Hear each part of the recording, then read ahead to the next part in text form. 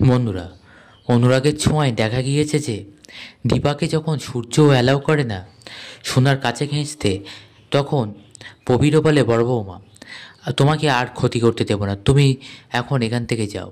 তখন সবাই মিলে দীপাকে বাড়ি থেকে বার করে দেয়। তখন দেখা যায় দীপা বাড়ির বাইরে যায়। তখন দীপ ছুটে যায়, বলে, বড় মা তুমি যেও না, তুমি চলে গেলে সবটা শেষ হয়ে যাবে, যা যাকে আর ভালো করা যাবে না। তখন দীপা দীপকে বলে, তোকে একটা দায়িত্ব দেবো, তুই নিতে পারবি? তুই তোর যাকে সামলে রাখ, আর তুই একবার চেষ্টা করে দেখ যে তোর যাকে যে কে ওষুধ দিচ্ছে না কিভাবে এটাকে করে রাখছে, এটাকে তোকে বার করতেই হবে খুঁজে। তখন দীপ সূর্যকে দেখার দায়িত্ব পেল দীপার কাছ থেকে। তখন দীপ বলে, হ্যাঁ বড় মা, আমি ঠিক খুঁজে বার করব যে যার এই অবস্থার জন্য কে দায়ী আর কিভাবে এটা করছে, আমি এই রহস্য ভেদ করব। বন্ধুরা, তাহলে এবার কুন্তলার দেওয়া ডায়েরির রহস্য ভেদ করে ফেলবে দীপ। এরপরে দেখা যায় দীপ ভিতরে এসে দেখে সূর্য মাথায় হাত দিয়ে বসে আছে। তারপরেই সূর্যর একটু হুঁশ ফিরলেই বলে, দীপ সোনা জেলে তাই না?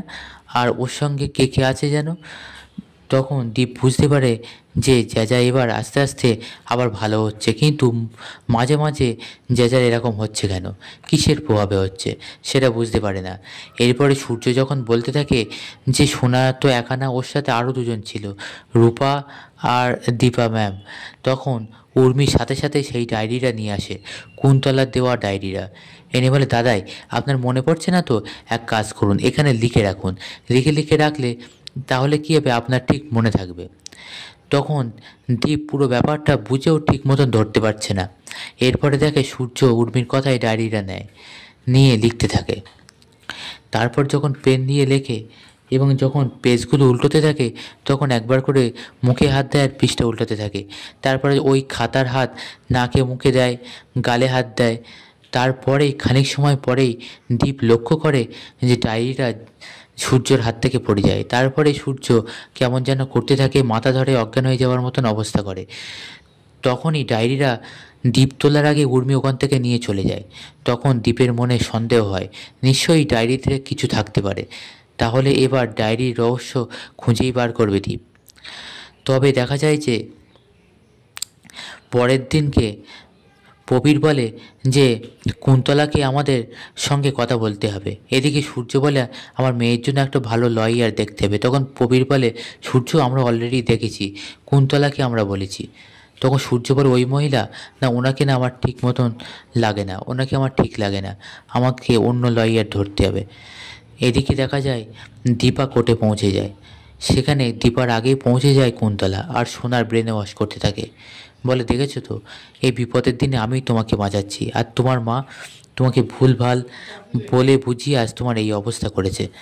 তখন দেখা যায় দীপা আসে ঠাকুরের কাছ থেকে ফুল নিয়ে আসে। এরপরে দীপা সেই ফুল সোনার মাথায় বুকে ছোঁয়ায়। তারপরে বলে, আমি এসে গেছি, মা আছে না, কোনো চিন্তা করিস না। তখন সোনা দীপাকে খুব খারাপ ভাষায় অপমান করে আর ওখান থেকে চলে যেতে বলে। তখন কুন্তলা বলে, এবার আপনার কাউন্টডাউন শুরু। তখন দীপা বলে, কেউ আমাকে আটকাতে পারবে না, আমি কোর্টের মধ্যে যাবই। তখন সূর্য আসে আর সূর্য বলে, না আপনি ওর ভিতরে যাবেন না, আর অফিসার ওনাকে অ্যারেস্ট করুন। তখন অবিনাশ বলে, সূর্য এইরকম একটা রেয়ার কেসের ক্ষেত্রে অনেকেই থাকতে পারে, আর দীপাও থাকতে পারে, তাই দীপা কোথায় যাবে না যাবে সেটা দীপার সিদ্ধান্ত, আপনি তো বলতে পারেন না।